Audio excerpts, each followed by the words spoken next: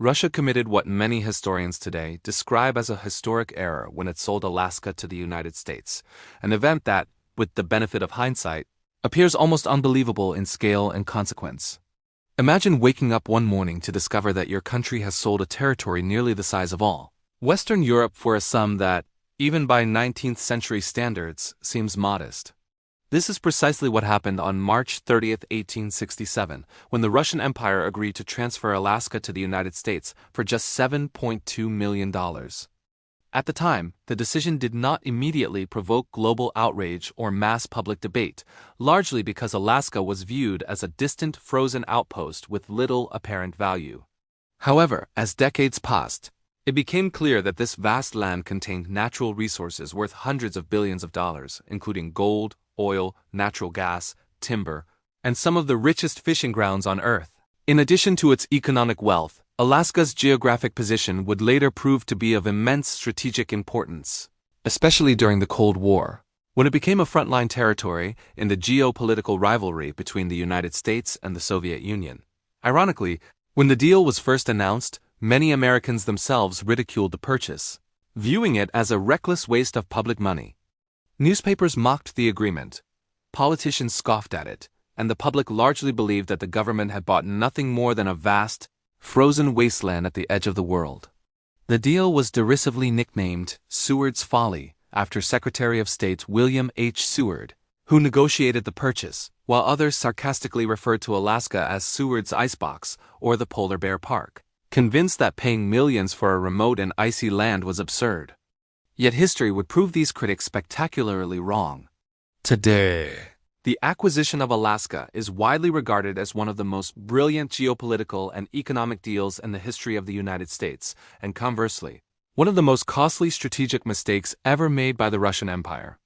To understand whether the sale of Alaska was truly a catastrophic blunder or a rational decision shaped by the realities of the 19th century, it is essential to examine why Russia owned Alaska in the first place, what the territory represented to the empire, why Russia ultimately decided to sell it, what motivated the United States to buy it, and how subsequent events transformed Alaska into one of the most valuable regions on the planet.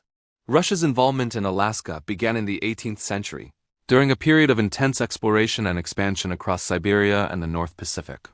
Russian explorers and traders gradually pushed eastward, crossing vast frozen landscapes until they reached the shores of the Pacific Ocean. In 1741, the Danish navigator Vitus Bering, sailing in service of the Russian crown, along with the Russian explorer Alexei Chirikov, became the first Europeans to sight and explore Alaska. Their voyages confirmed that Asia and North America were separate continents and revealed a new land rich in natural resources.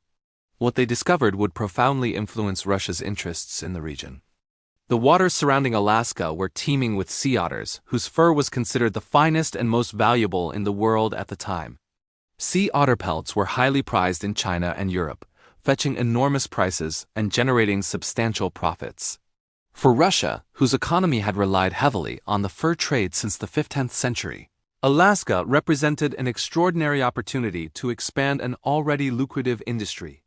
Russian traders and companies quickly established small settlements and trading posts along the Alaskan coast, exploiting not only sea otters but also foxes, seals, and other fur-bearing animals. For several decades, this trade brought significant wealth and justified Russia's presence in the region. However, this prosperity was built on an unsustainable foundation. By the mid-19th century, overhunting had severely depleted animal populations, pushing sea otters and other species to the brink of extinction.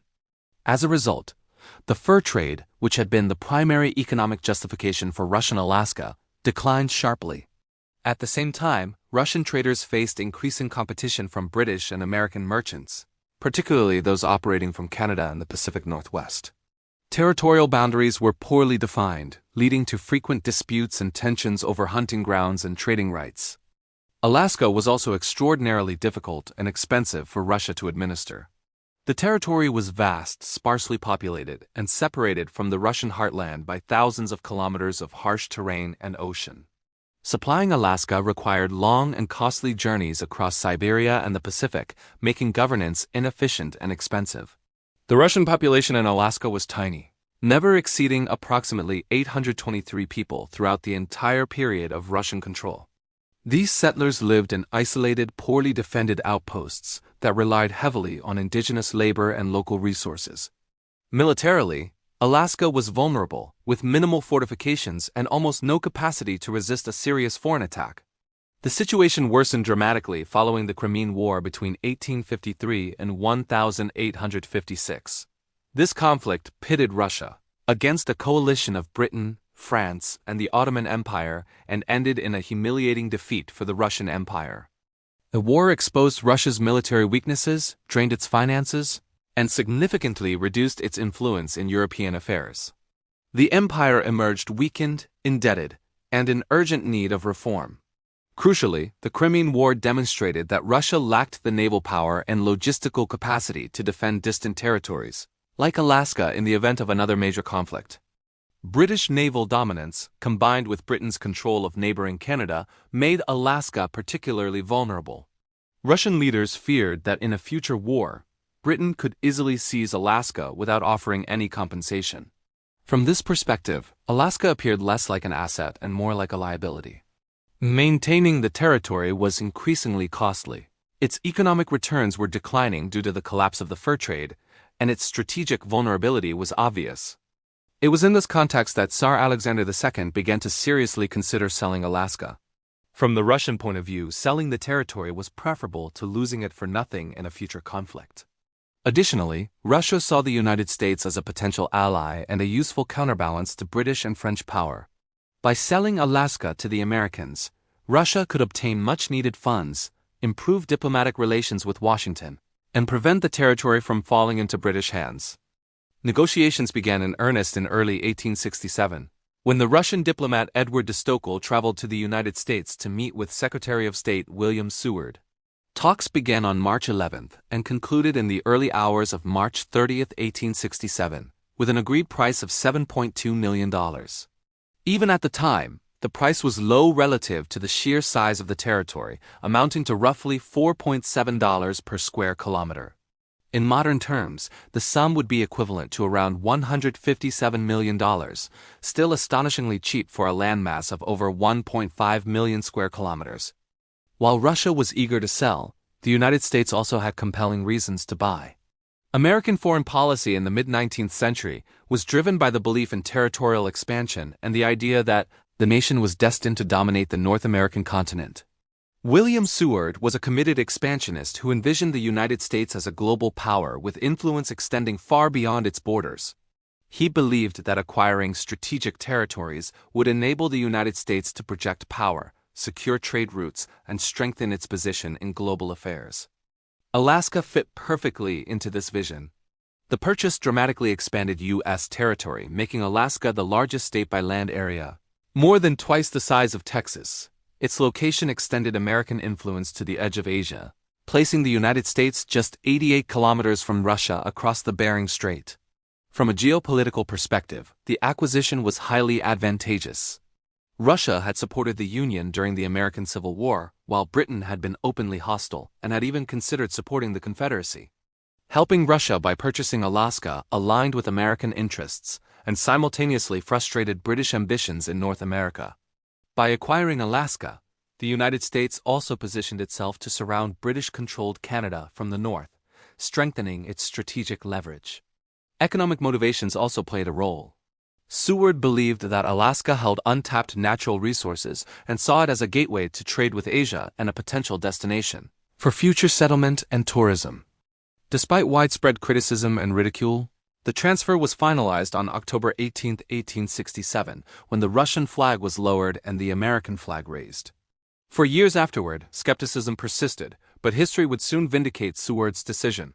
Less than 3 decades later, in August 1896, gold was discovered near the Klondike River, triggering one of the largest gold rushes in history.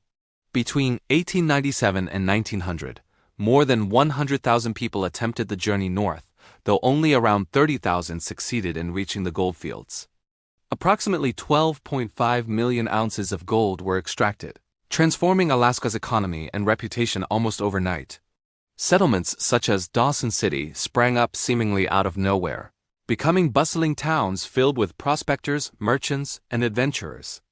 Although many people died from cold, starvation, and exhaustion, those who survived often found wealth that changed their lives forever.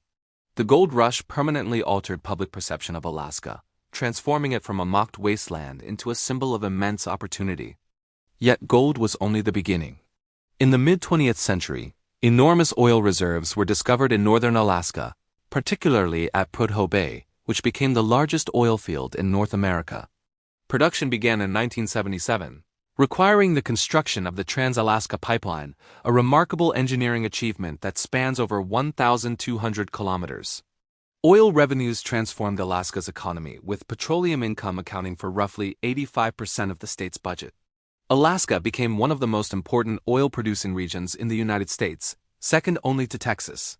Beyond oil, Alaska possesses vast reserves of natural gas, coal, zinc, copper, gold, silver, iron, and other minerals.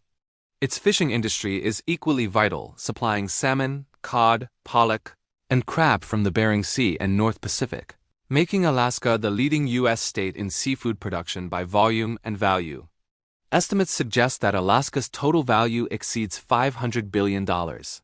Even using conservative assumptions, the territory is worth many times more than the price the United States paid. Today, Alaska has a population of around 740,000 people and a gross domestic product of approximately $67 billion annually, meaning that every single year it generates wealth hundreds of times greater than the amount Russia received from its sale. Beyond economics, Alaska's strategic importance proved even more significant. During the Second World War, parts of Alaska were occupied by Japanese forces for over a year, making it the only part of U.S. territory to be invaded by Axis powers. During the Cold War, Alaska became a critical military outpost due to its proximity to the Soviet Union. Radar installations, air bases, and missile defense systems were established there, placing American military power directly on the Soviet Union's doorstep. This strategic relevance continues into the present day, particularly as competition for influence and resources in the Arctic intensifies. Given all this, the purchase once ridiculed as foolish is now recognized as one of the most visionary decisions in American history. For Russia, however, the consequences were profound.